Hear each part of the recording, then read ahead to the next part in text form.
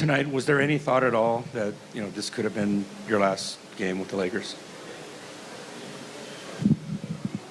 I'm not going to answer that. Appreciate it. Y'all knew this conversation was coming, right? We've heard it over the last 48 hours. You see LeBron. I don't know. That was some weird body language there, right? That was like say something without saying something. He didn't like exactly have a poker face on there. And if you listen to Laker fans, half of them don't even want LeBron back, right? But apparently they are willing to offer him a 3-year max, which would be, I think, like 164 mil. It'd be about 55 per. So, they're going to offer that genie bus, that relationship, whatever that means. But I think there's a realistic possibility, that he's going to opt out and look to go elsewhere. We all know LeBron has no problem packing his bags and moving to greener pastures, right? The question is, would he consider the Warriors, and what would that look like? I think the first question is, how quickly does Draymond give up that number 23? Nah. Let's start with the positives here. First and foremost, LeBron James is still one of the best playmakers in this league. You put the ball in his hands, put him in a pick and roll. Not only can he make all the passes, he will make all the passes on time and on target. And to me, that is the greatest part of LeBron's game. I know we focused on the scoring later on in his career, but it's not just making all the passes, it's on time and on target. It's the precision of his passing. He puts it in shooters' shot pockets on time and on rhythm. And that's why you've seen a lot of guys have their best career shooting years playing alongside LeBron James. Here we are in May. It's heating up across the country. And fellas, we can no longer hide the dad bods, right? It's getting too hot. And that is where Factor can absolutely help you get to where you want to go. It's fresh, never frozen food delivered directly to your doorstep. It's all dietitian approved. Now, here's my advice as far as meeting your nutritional goals, getting in shape with your diet. We all have routines, whether they're good or bad.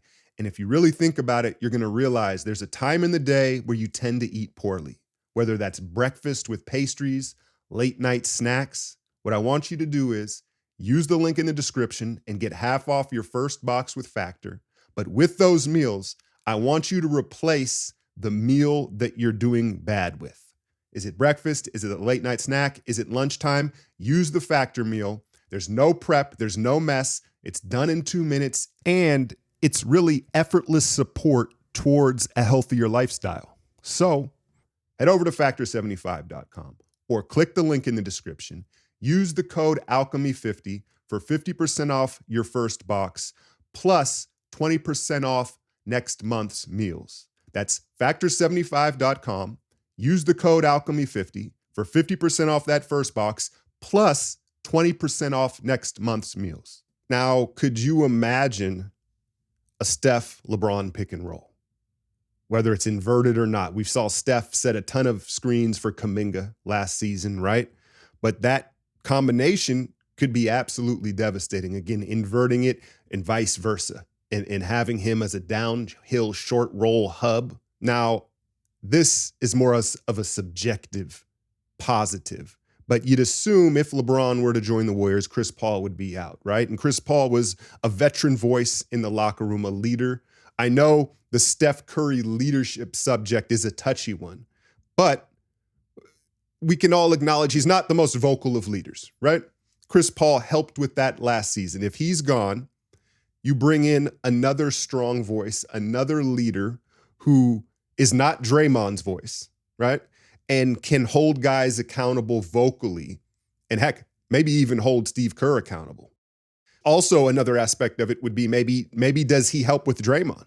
That we all know their relationship, right? Does he somehow help Draymond stay on the floor and not get into those antics? I think that's a real possibility. Now, we also know it could go the other way. But I do think there is a world where LeBron is a positive leader for this roster vocally. Now, on to the negatives. LeBron needs the ball, right? He needs the ball, and you're not going to have him standing off in the corner or like cutting off the ball, right? So that there's that. And then he is a lazy defender at this stage in his career. I think there's no doubt about that. Now, he defended well at times in that Denver series, right? He can pick his spots, but generally speaking, he's pretty lazy as a defender. And we saw a lot of that last season with our vets, just not really wanting to move their feet or make the rotations. And I could see him compounding the issue. And then he doesn't fit with Draymond because essentially he would play the Draymond role with Steph, right? He would be Steph's new pick and roll partner. He would be the point forward, bringing the ball up, operating out of those pick and rolls. So where does that leave Draymond? Off in the corner. Now, you could say Draymond had, what was it, a career year shooting the three ball? So maybe that isn't a negative. Another interesting bit of information, according to Wojnarowski, was LeBron is no longer prioritizing playing with Bronny. Translation, Bronny may not be in the NBA. No, I think he came to grips with, like, that's not only going to put a ton of pressure on Bronny, but the reality is he's a ways away from probably like cracking a rotation. And so he can't prioritize that in the twilight of his career. But again, if they're willing to offer him a max, because I think in theory, a lot of us are saying, well, what if he opts out and he takes, the mid-level exception? He takes a big discount to come join the Warriors. It sounds good on paper, right? It all makes sense. LeBron's a billionaire. It doesn't, if he just wants to win, why wouldn't he do that? That's just not how LeBron and Clutch have operated, right?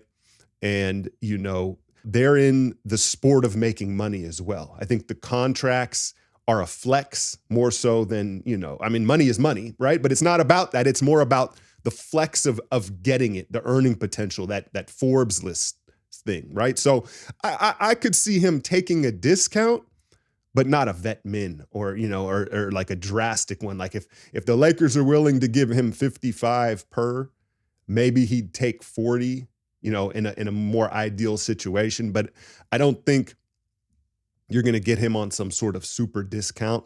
So then it brings up the question of who's going out for him to come in and what are you willing to give up? Is there a Clay sign and trade possibility? Would y'all be willing to do that? As blasphemous as it sounds, I think everything's on the table. Everything's on the table at this point. Let's hold those thoughts on LeBron and let's jump over to KD. And I want to start with these quotes that were leaked, a source, basically KD's people, Rich Kleiman, and it was less than 24 hours after they got swept. It was like the night they got swept, this came out. I think The Athletic sourced it. Quote, Durant had persistent issues with the offense, feeling that he was being relegated to the corner far too often and not having the proper designs to play to his strengths, as the offense was built around pick and rolls. At the same time, some teammates and people close to the organization believed Durant needed to voice his concerns more adamantly and directly with Vogel and the coaching staff. Sounds like Kevin Durant, right? That sounds like KD. Well, he doesn't want to play pick and roll basketball. He wants to flow in a system. That's why he originally came to the Warriors. We all know that. Starting with the positives, familiarity.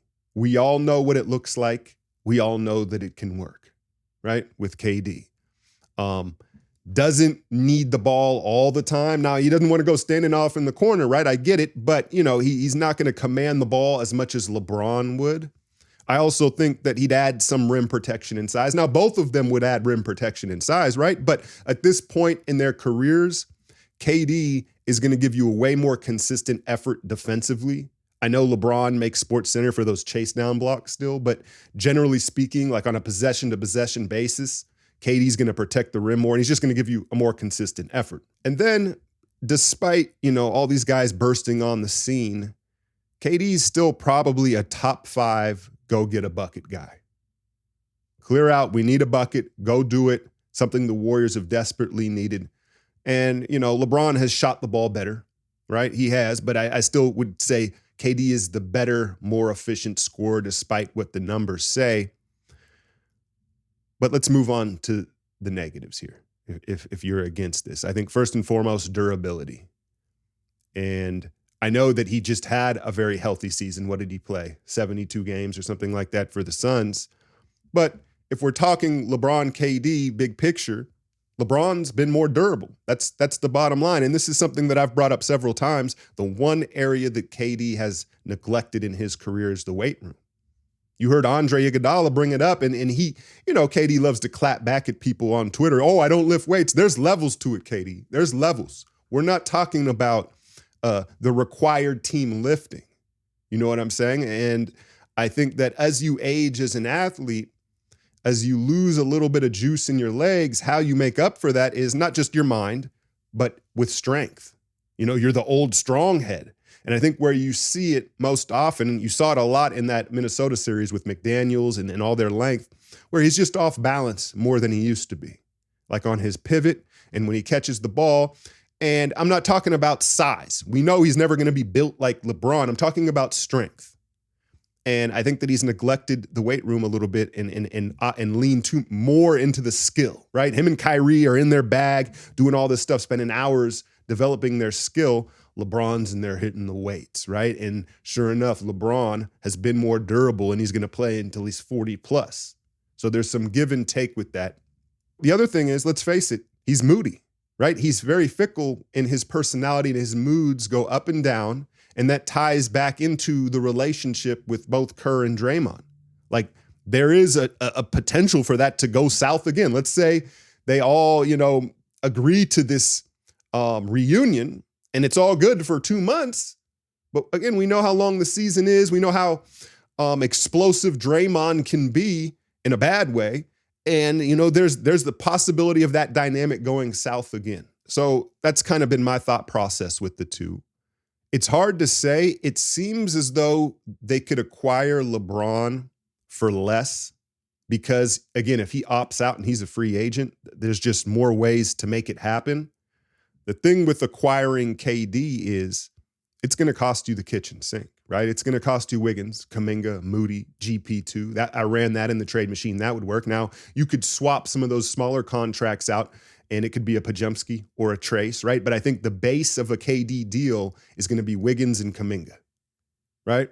Where with LeBron, I think there's more wiggle room depending on what he wants to do, right? And if he's a free agent. And so ultimately, I think the easy answer, Dub Nation, is KD, right? The familiarity, we know that it can work and it's a fit and we know what it looks like. However, there is a part of me that feels like the Steph-LeBron pairing is actually a better fit. Where, yes, as a team, as a system, we know KD is probably a better fit. But if we're talking about a duo, Steph and LeBron, I think we've all kind of thought about this over the years. It could be a better fit, not just basketball-wise as a duo and pick and rolls in the way that LeBron is going to handle the ball and pass the ball, right? Personality-wise. I know that sounds maybe weird, right? But like they're both more playful, more jovial, and more steady. While you can accuse LeBron of his passive aggressiveness and his manipulation, he is much better at saving face and acting like everything's all good, right? And smoothing things over. Where with Durant, it's like, oh boy, Durant's salty, right? And we know how that went. And so I think there's an argument to be made that the pairing of Steph and LeBron is a better pairing than Steph and KD, even if it's not system-wide, even if you have to change more of the team. And so do you want the more malleable, discreet Durant, who is probably going to fit in and more willing to do different things, but is, fickle up and down and may not agree to it, may not let you know about it. You heard what the Sun said. Or do you want the more definitive LeBron where, listen, I understand that there's far more love for KD amongst Dub Nation than LeBron. It makes sense. But if we're being honest here, big game situation, game 5 on the road in the playoffs, I think we know what you're going to get from LeBron. You absolutely know it. Maybe that's not fair to KD, right? But like, say what you want. Big games, LeBron shows up. And it's more definitive of who he's going to be night in and night out. And I think ultimately the Durant choice is the safer choice, right? But LeBron, as risky as it may be, has a higher ceiling of what the team could be when you pair him and Steph. I'll leave the trades and the maneuvers to y'all and how you could make it work. The one question that I would have is, would they send Draymond out in either of these deals? One, if it was a KD deal, I don't know, 3-team, whatever it may be, if they're like, all right, KD's like, I'll come back, but get Draymond out of there. Like, is that a reality? Is that something that could happen? Or with the LeBron situation, as close as Draymond and LeBron are, if the Warriors are like, well, salary-wise and fit, like, we don't need Draymond anymore. I'm not saying that that's a possibility. I'm asking y'all if it's one. Now, you may say, all right, Alk, this is just all pipe dream stuff. It's never going to happen. But if you listen to insiders, guys tapped in that talk to team sources, a Monty Poole, a Nick Friedel, these guys are all saying, no. Where the Warriors sit, the timelines seem to have sunk up, to which makes both of these things a very real possibility. Would I bet on it? No. But I think that this isn't just a pipe dream that we're talking about here. The timeline of these three superstars in their careers and the team situations, it seems like there's going to be some sort of shuffle. Those are my thoughts on it. Let me know in the comments who you would prefer if they were to land one of these guys. And sign and trade Clay. Would you be willing to move Draymond? Do you not want to give up Kuminga? Podziemski, Trace, Moody? Like there's all sorts of decisions that would have to be made.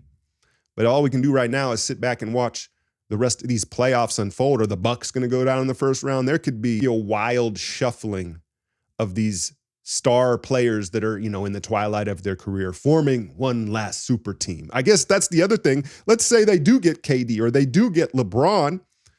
Are we just going to be too old anyway? Like you look at Minnesota, OKC, will it be just all for nothing?